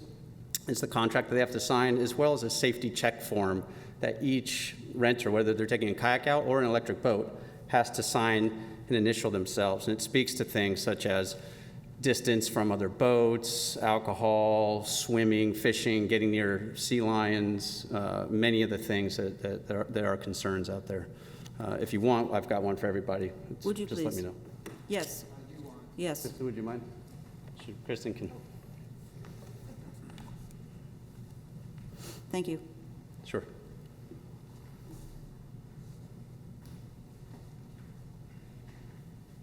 I do have a question, Chair Ray, if you'd allow me. Do you monitor Channel 16? Does your group monitor, or is there a channel that they're monitoring that if somebody were to see something, they could notify you directly rather than trying to get on a phone or? Yeah, we do have a VHF in our office. It's not monitored religiously because none of our boats have VHF radios on them. And at the moment, yeah, all of our boats are now in harbor. We're not doing jet skis anymore. And we're not letting any of our rental boats. We have one boat out there, and those that are in the harbor will know it's a Sea Fox. It's a great boat that we've got. All the rest of the boats are now all in harbor boats only. And that's across the board. So if any of our rental boats are outside the break line, they're not supposed to be out there, and they've signed contracts agreeing to that. So my question is not that you would contact the vessel that's potentially causing an issue, but that a slip renter could contact your office that, hey, we have somebody who's doing something through Channel 16. Yeah, we could definitely implement that. We're not monitoring it close enough to do that, but that's a great idea. We could certainly do that. Chris, make sure you write that down. Do you also have a phone number or something? Because I would like to put this on the Facebook page for the Absolutely, slippers. yeah. And on the maps, and you'll notice one of the first things on the thing is the map. So you've got a map there that states some of the rules in terms of just straight markings of where they're allowed and can't go. I mean, it's a pretty basic one. But we've got our phone number listed on that as well, and we'll be able to provide you. The phone numbers are all in here for you guys if you want them. Would you object if I put this on the Facebook? Oh, no, that's no problem. Okay. Absolutely.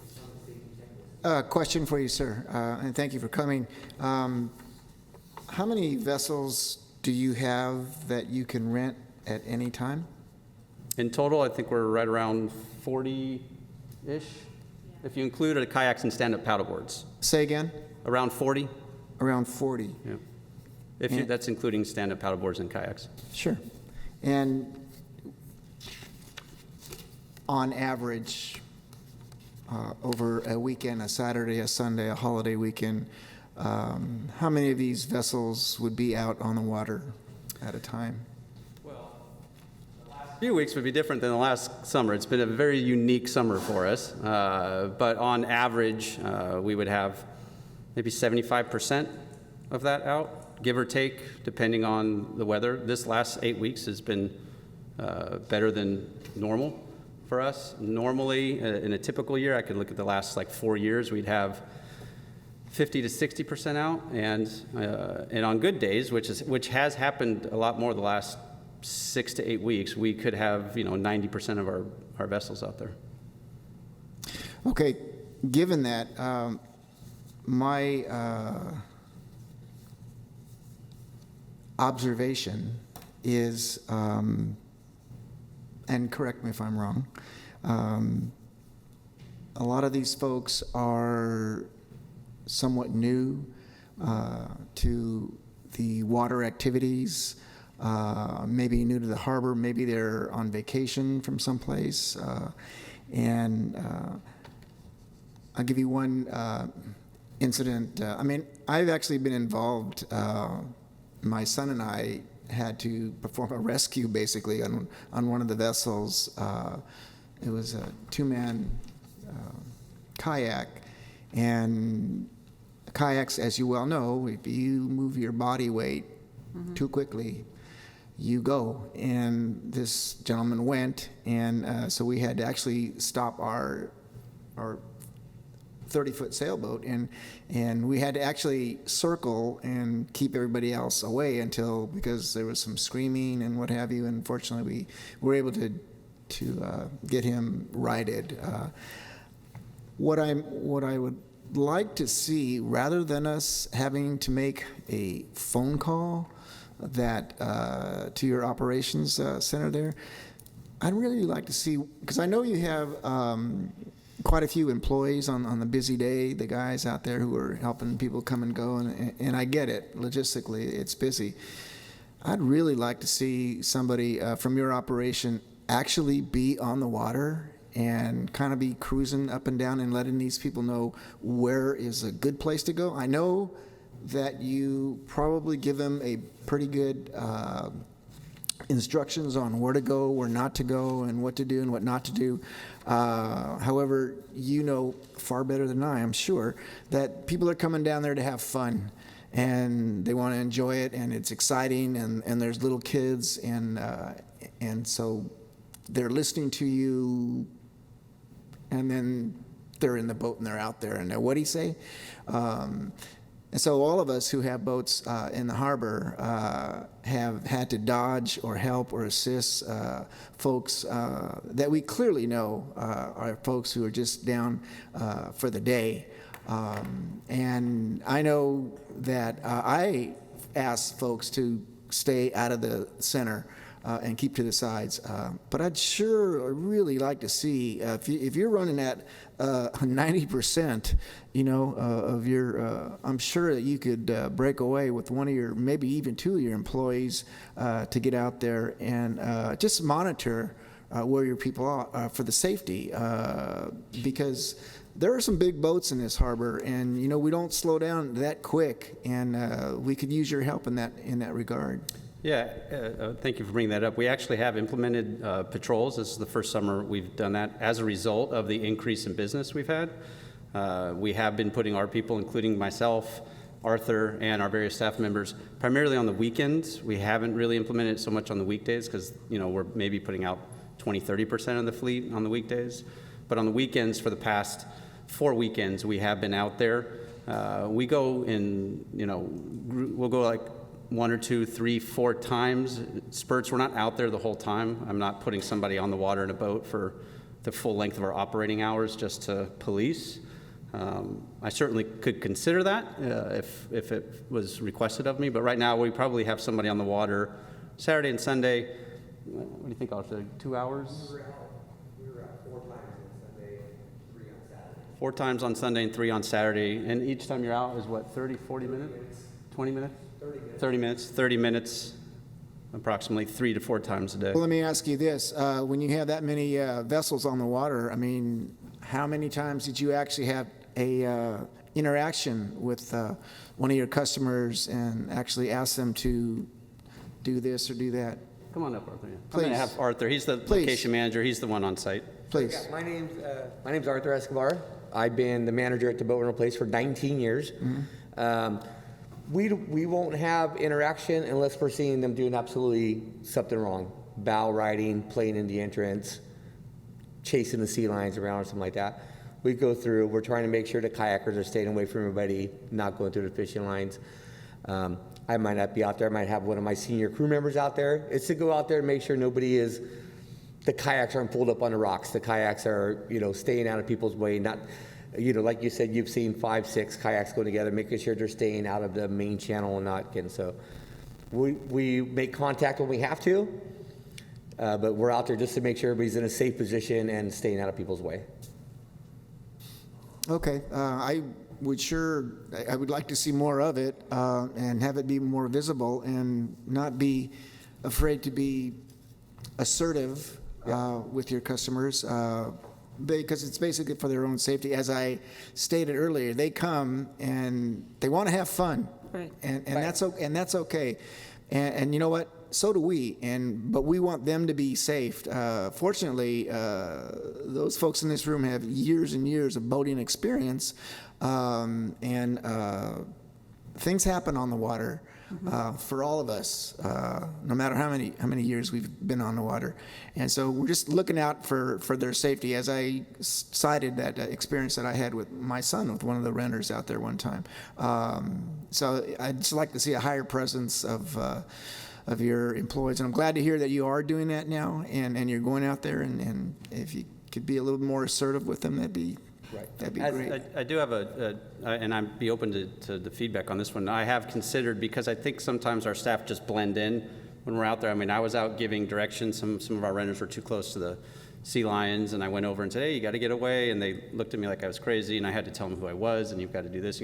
So I've been considering putting us in some sort of a red shirt, something that says safety, something to that effect that helps with that. But my concern with that is if we're out there in some sort of a safety appearance, are we then you know, are we going to be in a position, or where does it fall legality if there's other issues going on? And hey, there's an issue over here. We certainly can make a phone call to Harbor Patrol at that point and, you know, get some assistance. But I just worry, you know, what the best way to do, because we can make ourselves very visible. I can even put something on the side of a boat that says, you know, safety patrol. If you don't say safety patrol, at least say that you're from your company Right. and you're on patrol. If you don't say the safety patrol aspect, then you're not opening yourself up. You're just Right. out there patrolling to make sure they're not messing up on what you have taught them. Right, specific to boat rentals, yeah. Joe? Yeah, you actually have a fee for people that don't follow your conditions. So I think all you really need is a flag that says Boat US, and they're like, That's right. oh, here comes our guys. Right. So at least Yeah. they know who you are. Yeah, A absolutely. flag would be, I think, plenty. Absolutely. Yeah, no, that we have a fee, and getting the fee can be a challenge sometimes, but there is a fee in there that we will charge people for breaking the rules or any number of things, including some of the accidents that we referred to earlier, that they clearly went against our direction, completely against the rules, and swamped the boat, flipped. I mean, now we've got to, you know, address the boat and the loss of that revenue and everything that's associated with that. So there's quite a bit to that, and we don't want that. That's not good for anybody. So we take that very seriously, and have done a lot of training, and had Ted come down to one of our meetings a couple weeks ago and speak to our staff. So we're very open to feedback and always getting better and doing it, you know, improving and making it as safe as harbor as we can possibly help make it. Carolyn? I just had, on your information here, do you have kayaks, SUPs, and paddle boat? Pedal boats. Is that the only equipment you rent, or there? No, that's one of the, there's a couple different ones in there. There's one for the human powered, which are those, and then we have one that's in harbor. That's another one it's in there. We have electric boats and in harbor power boats. You don't have jet skis? We used to do jet skis, we don't do those anymore. Okay, I was wondering. There were, yeah, you don't see them in the surf It lane was anymore. just too much liability. It had too many issues with jet skis, as well as the offshore boats, with the exception of our one Sea Fox, which is a new boat that's very seaworthy. The other rental boats are not allowed offshore anymore. Thank you. Ted? I just would like to make one point to the committee. Please don't assume that every kayak and paddleboard that you see out on the harbor is Boat Rentals of America. Theirs are marked. Now, maybe you may not be able to see that, you know, within 100 feet, but if you get close enough, all of those are marked specifically.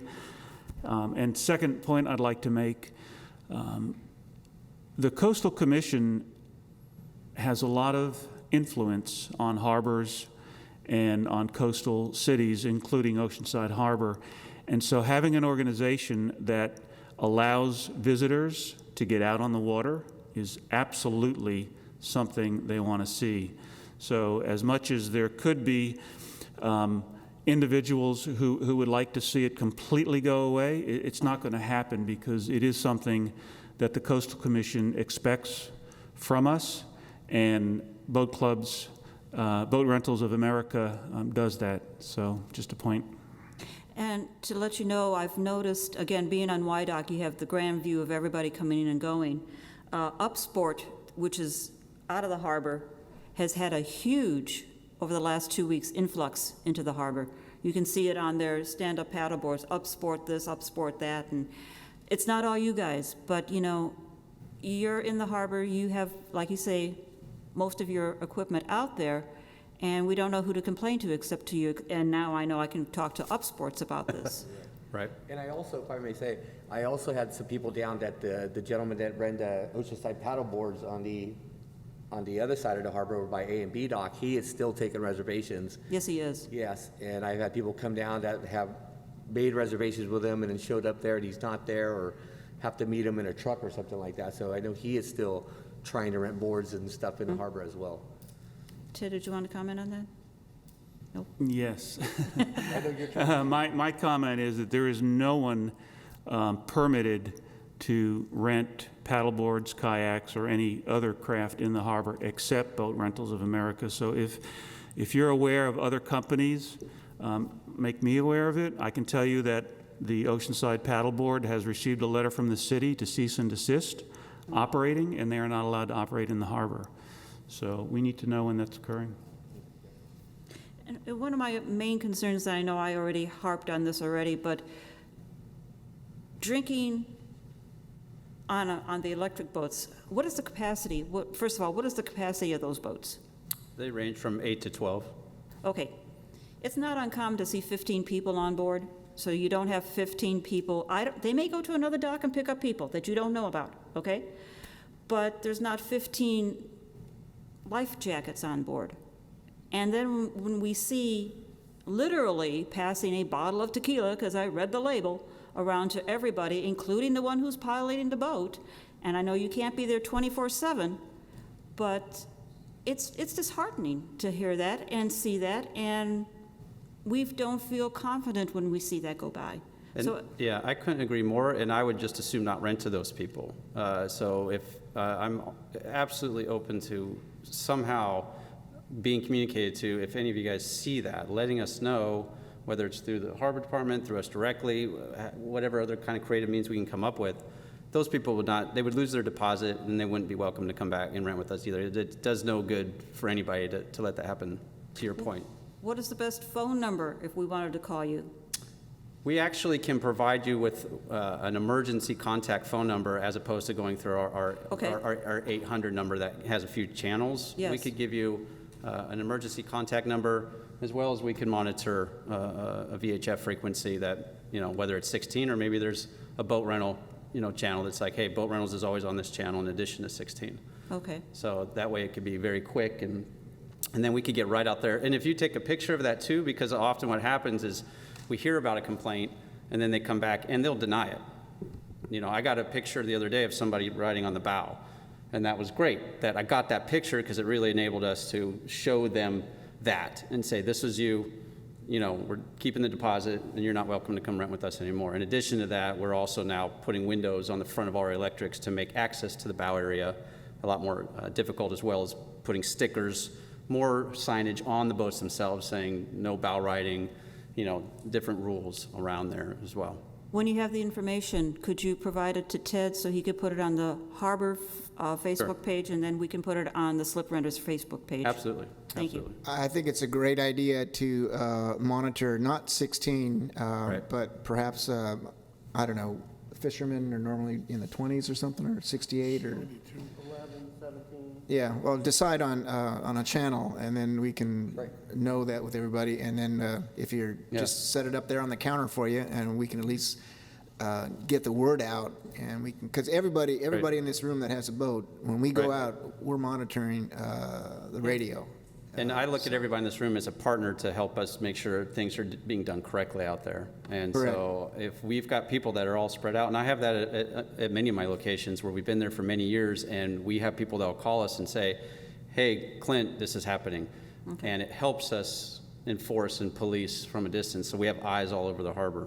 We see that from our dock, and then we see that when we have our own boats, and we're coming in and we're seeing people that are, you got 15 people in an open bow boat. And I would love to have on my radio and call you and say, hey, this is what's happening. Unacceptable. And what we handed out is what everybody goes through. And what you didn't see on there is that the safety check form that we included on there is I didn't include it here, but it's a carbon copy. So we tear off, they get one sheet of it, and we keep the other sheet. So they actually have it in front of them. So if patrol or anybody pulls them over, they can't say, they didn't tell us that. We didn't know the rules. Nobody said we can't chase around the sea lions.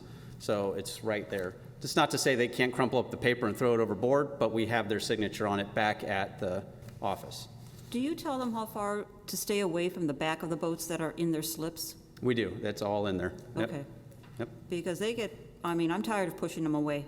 I've got a good long pole, and we've pushed so many away. Well, it does become fine because you've got a group of people that, hey, they're in the middle of the channel. They can't be in the middle of the channel. They're getting in the way of everything. Hey, they can't be too close to the boat. So there ends up being a fairly narrow lane for them. And to your point that you said earlier, we'll have church groups and, a variety of charity groups, or, that will come down in groups of 15 or 20. And they love it, and they've been doing it for years. And that's when we run into a little bit more of those challenges of how do you get a group of 20 out there, not too close to the boats, not in the center of the channel, just in the right spot. But that's our challenge, and that's the business we're in. and that's what we need to do. That's why we're stepping above. You know, Yeah. and that, yeah, we'll do more patrolling. 3 little But bears. Ted, as far as the channel, you just tell us what VHF channel, The 3 because we're not bears. going to know what the best one is, you know. Any other questions for them? Just thank you for coming out and for listening to our concerns. And my sense is that you're going to take some action here, and we're fortunate that we don't have to send this to City Council to get it done. We Yes. can talk right here and hammer it away and talk with Ted, and you have a relationship already. And this body is supportive of keeping everybody safe. So thank you for being here. Thank you very much. And we're happy that we want you to stay. I just want to say, on this, we are going to make sure our patrols are a lot more frequent, okay? Because we are up in business more. So myself as the manager on location, we'll make sure that we're out there on those high volume days and have our presence out there. And we'll work on a flag or we'll work on something. One of our boats does say boat rentals on there. So when we do come out there, they'll see that. Okay. Oh, they're coming out there. So we will make sure we are enforcing that. Okay. Thank you for coming, and thank you for letting us address this. Absolutely, thank you. Okay. Okay, next on the agenda, the Harbors and Beaches Advisory Committee with the workshop plan. I know we have not addressed this basically because of the pandemic thing that's been going on, but I would like to announce that we have, with the 2 new members that we have, on the Operations Ad Hoc Committee, we now have both Joes, Mike and myself. On the financial, we have Gigi, Joe P., and myself.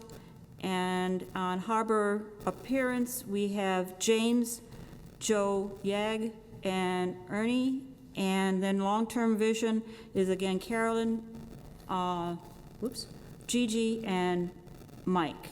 So I'm going to ask at this time that before the next meeting, if we could either do a phone call to discuss where we're going with this, bring the new gentleman up to speed, and get this in line so we can get a move on. This is an opportunity for us to discuss what we see as our problems or some solutions to it, and work on the plan, so we have something to work with, and we can bring it to our own selves and say, we did this. So that's very important, I think, to be involved. What is next? Committee member reports.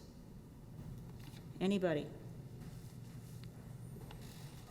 Okay. There's a growing number of slip renters that really feel like they're being shortchanged. They pay dearly to slip their boat in the marina, and they pay for insurance. They co-insure the city to ensure you're not going to be sued for any accidents. But as of late, the increased number of visitors in the marina means there's more aggressive bicyclists than ever before. There's more dog walkers, which don't clean up after themselves. There's more renters on the water. And the word's out that there's a free launch and free parking in Oceanside Harbor. So instead of going to the Carlsbad Lagoon where they charge to use their lagoon, they come to Oceanside. And the drop-off point by the seal dock is continually blocked by, well, I shouldn't say continually, but often people are carrying their kayaks across the street. They also stop to watch the seals. All these people are down there enjoying themselves. That's wonderful, but we just feel like they should be supervised. They're breaking the rules and nobody follows the rules. I used to like to kayak until my kayak was stolen off of the storage dock at G. Another dock mate on H had 2 brand new stand-up paddleboards stolen. And it's obvious that the crime is coming in off the water because we have gates for security. But with this increased traffic on the water, crime is going up. There's also more homeless people sleeping in their cars. And I hope that we get our volunteers back walking the dock. I would also hope that we're going to get the policemen that were going to patrol the area on the bicycles. That never happened. And I hope that the slip renters aren't going to feel like their rights are being trampled on. All this combined with the pandemic has really made the problems more obvious to all the boat renters. And that's the consensus I'm getting from my conversations. Thanks. Thank you. Anybody else? At this time, I'd like to bring you up to speed. We had a meeting with the Marine Public Safety Working Group. It was August 11th. This is on the proposal that was handed out to us, the draft proposal, about how we can get the safety in the harbor up to par, maybe some measures of cutting funds and all that. On the committee is, let's see, James Gardner and myself, Mike Melby, and Ryan Hargrave. These are the people who are called the stakeholders of the harbor. Also on there are people like Esther Sanchez, we have police captains, we have city manager, lifeguard captain, and it's a well-rounded amount of people that voice their opinions. The first meeting was a telephone meeting. We kind of sat around and voiced our opinions, kind of a welcome meet to greet, so we all had an opportunity to put our stakes out there. Hopefully in the next week to 10 days, we're going to have a meeting where we can sit down and see each other and start on this plan. It's not going to be a 1 or 2 day meeting. It's not going to be 1 or 2 meetings to get this thing figured out. It's a goal that we have to realize has to be done, and we have to start working on it. So what I'm going to be asking is, don't let this go away. Bring out your concerns. Now that you know that James and I are on there, if you have any comments or anything like that, we'll be more than happy to bring it to the next meeting. We just want to make sure that it's open, well communicated, and ideas are there. And we're not finger pointing, we're not saying that the draft proposal is the only way to go.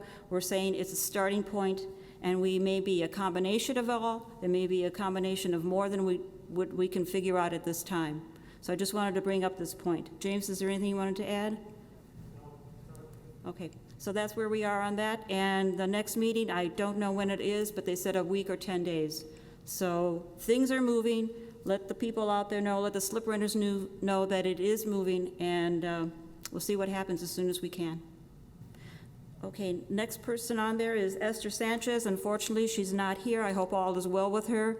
At the meeting on the 11th, I spoke with her briefly on the phone, and she said she was going to be here, so I hope everything is well with her family. The next harbors and beaches will be, when's the next one? I have to take a look. It's October. Okay. So if you have any comments or anything you would like on the agenda, either let myself or Ted know. We'll see if we can get it on the agenda. At this time, I'd like to have a motion to adjourn this meeting and convene in the October. I'll make a motion, we adjourn this meeting. Second? All in favor? Aye. Thank you. Be safe. Thank you.